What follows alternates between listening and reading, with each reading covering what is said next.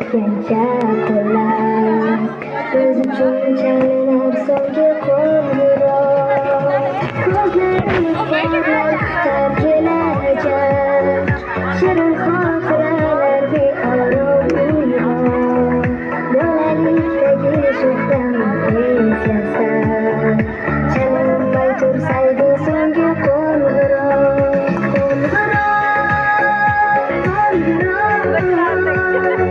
biz uchun chalinar so'nggi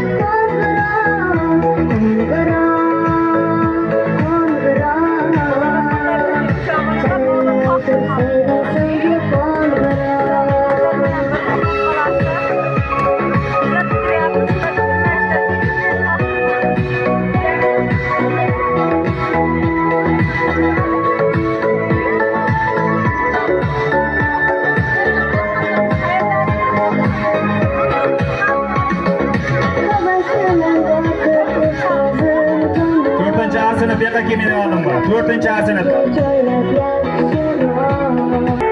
To'rtinchi A sinf bu yoqqa kelib boring.